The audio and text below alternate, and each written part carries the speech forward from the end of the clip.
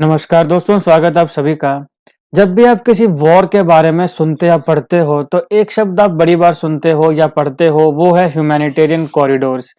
अभी भी जब यूक्रेन और रशिया के बीच में युद्ध चल रहा है तो भी आपने खबरों में कई बार ह्यूमैनिटेरियन कॉरिडोर्स को सुना या पढ़ा होगा। तो इस वीडियो में हम बात करेंगे कि ये ह्यूमैनिटेरियन कॉरिडोर्स हैं क्या, किसके द्वारा दिए जाते हैं, क्या इनकी इंपॉर्टेंस है एक वॉर में। तो आप इस वीडियो को अंत तक जरूर देखिएगा, काफी इंपॉर्टेंट वीडियो होने वाली है ये। और अगर आप चैनल पे नए हैं तो चैनल को सब्सक्राइब अवश्य कर लीजिएगा। देखिए, ह्यूमैनिटेरियन कॉरिडोर्स कब दिए जाते हैं? एक आर्म्ड कन्फ्लिक्ट में दिए जाते हैं। आर्म्ड कन्फ्लिक्ट माने जब कोई दो देशों की या दो से ज्यादा देशों की, ज्यादा भी हो सकती है, मतलब यहाँ पे हम मान लेते हैं कि दो देशों की एक्स और वाई, तो दो देशों की आर्मी जब लड़ रही है, जब इनके बीच में युद्ध चला है, तो उसके बीच में युद्ध के दौरान कुछ समय के लिए युद्ध को रोका जाता है। ठीक है, जिसको बोलते हैं सीज फायर। तो युद्ध को रोका गया। आमने सामने जो गोलियां चल रही हैं, गोला बारूद चल रहा है, मिसाइल चल रही हैं, उन सारों को रोका गया, सीज फायर किया गया। टेम्परेरी, परमानेंट तो जब परमानेंट हो गया तब तो वॉर ही खत्म हो गया। तो टेम्परेरी सीज फायर किया जाता है। आर्म्ड कन्फ्लिक्ट में दो कंट्रीज, दो या दो से ज्यादा देशों के युद्ध में जब टेम्परेरी सीज फायर दिया जाता है तो उसको हम बोलते हैं ह्यूमैनिटेरियन कॉरिडोर।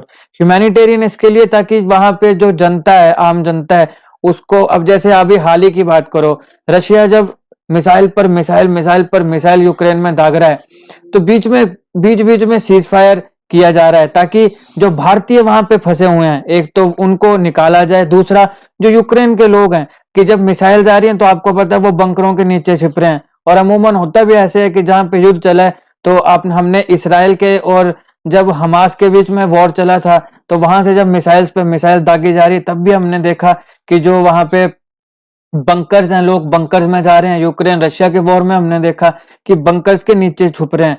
तो यहाँ पे कि कुछ समय तो मिलेगा ना, अब कितना क्यों छुपा बेचारा बंकर्स में, कोई बाहर तो निकलने दो, सांस तो लेने दो, खाने पीने के लिए उसको सामान खत्म हो गया होगा, वो लाने दो। तो वो सब लाने के लिए एक ह्यूमैनिटेरियन काम है ये, मतलब कि चलो ठीक है, जो आम जनता है वो जाके पानी ले आए, थोड़ा ताजा हवा ले ले, घूम फिर ले, खाना खुना अपने लिए ले आए, तो वो ह्यूमैनिटेरियन कॉरिडोर। तो इसलिए ये ह्यूमैनिटेरियन कॉरिडोर बनाए जाते हैं आर्म्ड कॉन्फ्लिक्ट में, जो कि टेम्परेरी सीज फायर होता है कि सीज फायर, गोला बारूद, गोलाबारी, मिसाइल, ये सब रोके जाएंगे कुछ समय के लिए। अब ये समय कैसे निर्धारित होता है, किस एरिया में ह्यूमैनिटेरियन कॉरिडोर यानी टेम्परेरी सीज फायर किया जाएगा, ह्यूमैनिटेरियन कॉरिडोर बनाया जाएगा, ये कैसे डिसाइड होता है, ये मैं अगली स्लाइड्स में आपको बताता हूँ। तो आपको समझ आया होगा ह्यूमैनिटेरियन कॉरिडोर बेसिकली आसान भाषा में होता क्या है। क्या है ये? एक डीमिलिटराइज्ड जोन है। डीमिलिटराइज्ड जोन यानी कि अभी कुछ समय के लिए यहाँ पे मिलिट्री अपना काम नहीं करेगी। मिलिट्री का क्या काम है? बंदूकें चलाना, है ना, गोलियां चलाना, मिसाइल चलाना। तो ये डीमिलिटराइज्ड जोन है, लेकिन टेम्पररीली। किसके लिए? Mainly setup to provide relief for civilians during an armed conflict, कि सिविलियंस को कुछ समय के लिए रिलीफ दे दिया जाए कि आपने पानी लेकर आना है, खाना लेकर आना है, जो भी चीजें हैं वो सारा आप ला सकते हैं। They are established in a specific area. अब जैसे यूक्रेन और रशिया के बीच में युद्ध चला है, तो कोई पूरे यूक्रेन में या पूरे रशिया में नहीं, खैर रशिया के ऊपर तो कुछ हो नहीं रहा, रशिया ही यूक्रेन पर गोलियां दाग रहा है, मिसाइल दाग रहा है, तो सारे यूक्रेन में नहीं, कुछ स्पेसिफिक एरियाज दिए जाएंगे कि अब जैसे कीव के ऊपर हमला करने की बात चली है, तो बाकी कुछ एरियाज हैं जिनको बीच बीच में ह्यूमैनिटेरियन कॉरिडोर के लिए वहां पे टेम्परेरी सीज फायर किया जा रहा है, डिमिलिटराइज किया जा रहा है उस जोन्स को। तो एक स्पेसिफिक एरिया में किए जाते हैं और ये स्पेसिफिक टाइम के लिए किए जाएंगे। जैसे मैंने बताया, अगर परमानेंट ही सीज फायर हो गया तब तो वॉर ही रुक गया, तो ये स्पेसिफिक टाइम, कुछ समय के लिए किया जाएगा। और एक इंपॉर्टेंट चीज इसमें यह है कि जो भी एरिया और जो भी समय निर्धारित होगा, वो दोनों पार्टीज एक्स और वाई, दोनों जो युद्ध कर रहे हैं देश, दोनों के द्वारा म्यूचुअल एग्रीमेंट हो जाएगी, होनी चाहिए दोनों साइड्स के द्वारा, जो कि आर्म्ड कन्फ्लिक्ट में हैं, जो युद्ध कर रही हैं। क्योंकि ऐसा हुआ कि अच्छा एक्स बोले कि हम क्या बोलते हैं टेम्परेरी सीज फायर करेंगे, वाई वहां से गोलियां दागने लग पड़े। हालांकि कई बार ऐसा भी देखा गया है कि सिर्फ एक देश ने ही टेम्परेरी सीज फायर किया, उसको भी हम आगे देखेंगे, लेकिन वो तब होता है जब एक कंट्री बड़ी पावरफुल है, दूसरी कंट्री ऐसे मतलब कि ठीक है वो डिफेंस कर रही है या जो भी है। तो उस केस में एक देश जो है, जो बड़ा एग्रेसिव है, जैसे इस केस में आप कह सकते हो कि रशिया काफी एग्रेसिव है। एग्रेसिव इन अ सेंस कि वो ही दाग रहा है, दूसरी तरफ से तो डिफेंस ही हो रहा है। तो इस केस में जैसे रशिया अग्रेसिव है तो वो अपनी मर्जी से कि ठीक है मैं कुछ समय के लिए गोलियां चलाना, मिसाइल दागना बंद कर देता हूँ। ये हो गया मिलिटराइज डीमिलिटराइज जोन, जो कि टेम्परेरी सीज फायर है। तो इसमें दोनों कंट्रीज जो हैं उनका म्यूचुअल एग्रीमेंट होना चाहिए, दोनों साइड से स्पेसिफिक एरिया के लिए होता है, स्पेसिफिक समय के लिए निर्धारित होता है। अब देखिए इस ह्यूमैनिटेरियन कॉरिडोर का यूज करके सिविलियंस को इवैक्यूएट किया जा सकता है, जैसे कि हमारे भारतीय नागरिक जो रशिया और यूक्रेन के युद्ध में फंसे हुए हैं, तो उन लोगों को जैसे इवैक्यूएट किया जा रहा है, ठीक है। तो हमारी सरकारों ने कह रही है कि भाई आप जैसे सीज फायर होता है तो फटाफट जैसे आप हंगरी या पोलैंड, रोमानिया जो कि यूक्रेन से लगते देश है उनके बॉर्डर्स पर आओ, उन कंट्रीज में आ जाओ, वहां से हम आपको निकाल लेंगे। तो ये जो कॉरिडोर्स होते हैं इनका सिविलियंस को इवैक्यूएट करने के लिए यूज किया जाता है। सिविलियंस को इस ह्यूमैनिटेरियन कॉरिडोर में ये जो टेम्परेरी सीज फायर है इसमें इसके समय उनको इवैक्यूएट किया जाता है।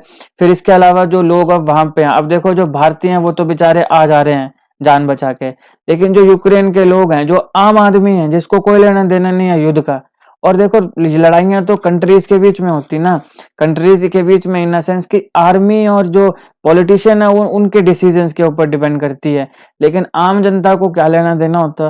तो आम जनता तो बीच में ऐसे खामखा पिस जाती है। अब यूक्रेन में भी आप देखो कई बेचारे लोगों के घर तबाह हो गए, ठीक है ना। अब मैं रशिया के एग्रेशन को सही या गलत नहीं ठहरा रहा हूँ, इस केस में दोनों अपने अपनी जगह ठीक हैं। रशिया बोलता है कि भाई हमारे बॉर्डर पे नाटो नहीं आ जाना चाहिए, और यूक्रेन बोलता है कि भाई हम एम्बिशियस हैं, हमें नाटो का मेंबर बनना है। तो हाल ही अभी जब मैं ये वीडियो बना रहा हूँ तो अभी जैसे आपको पता है कि रशिया यूक्रेन में युद्ध चल रहा है। अगर आप ये वीडियो बाद में देखें और अगर आपको पता लग रहा होगा कि यार ये क्या बातें करे जा रहा है रशिया यूक्रेन, तो इनके बीच में हाल ही में जैसे अभी मैं जब ये वीडियो बना रहा हूँ तो लड़ाई चल रही है।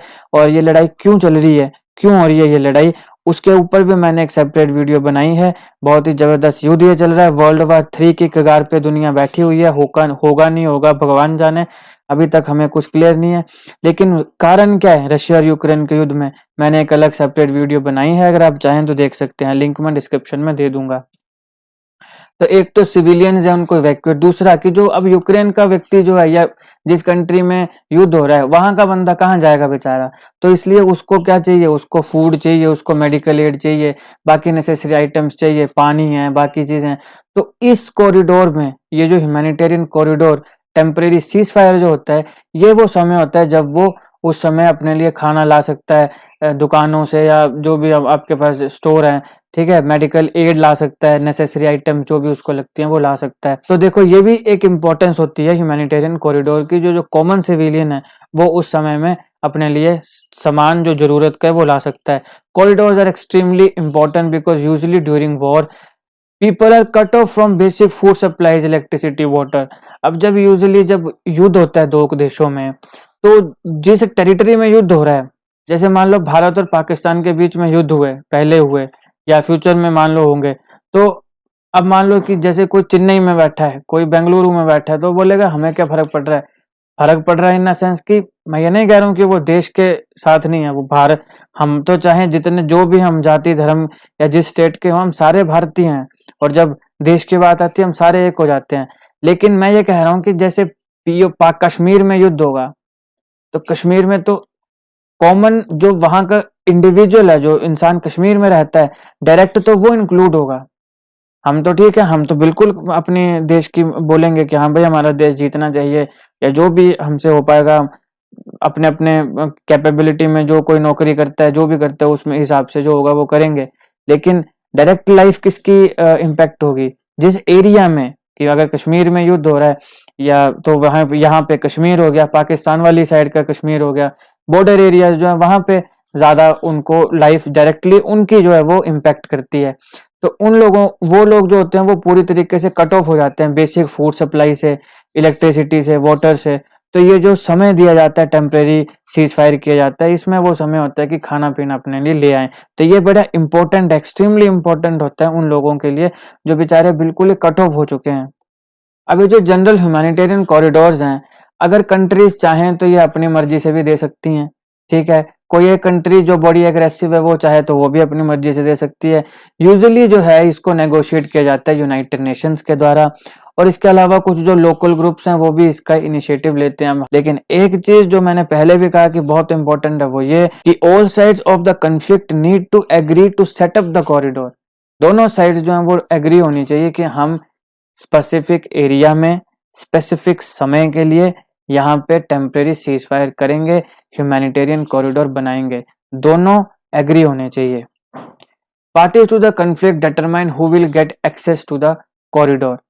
अब आपने कॉरिडोर तो बना दिया, लेकिन इस कॉरिडोर का देखो यूज तो है, इंपॉर्टेंस तो है, लेकिन मिसयूज भी हो सकता है। मिसयूज इन अ सेंस कि अब मान लो एक्स देश जो है वो वीक होता जा रहा है, वाई देश स्ट्रॉन्ग है, तो ये एक्स देश अब ह्यूमैनिटेरियन कॉरिडोर तो किसके लिए बनाया?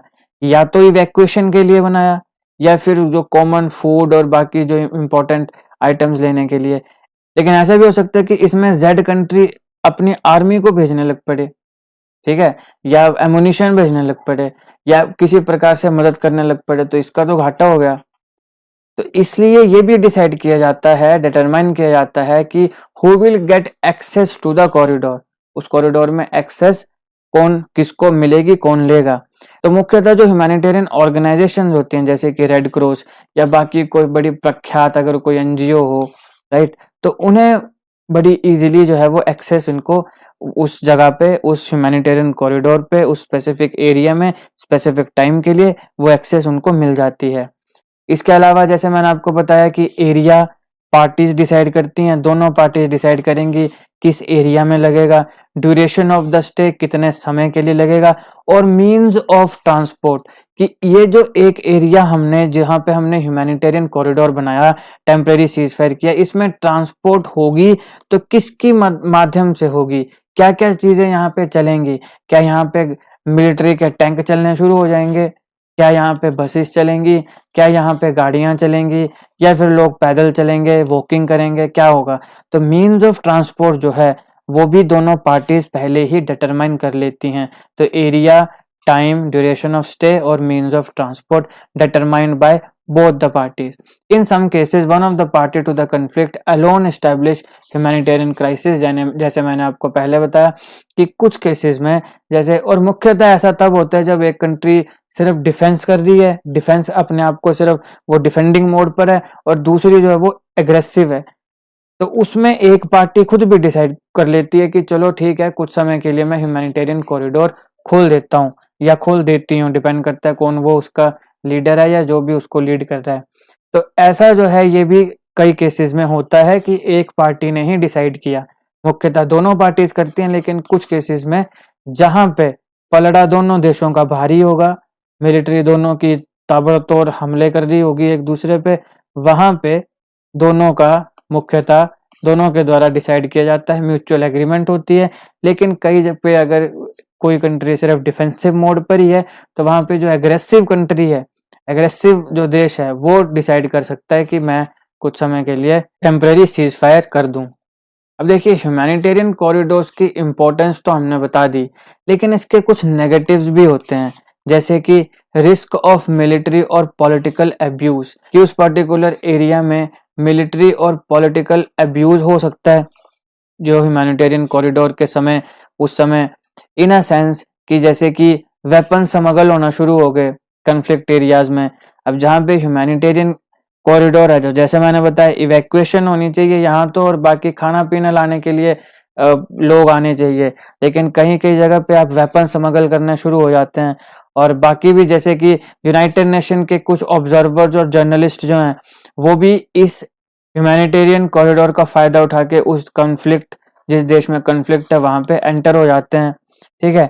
कुछ तो पूरी परमिशन लेके आएंगे, कुछ इलीगली भी एंटर हो जाएंगे।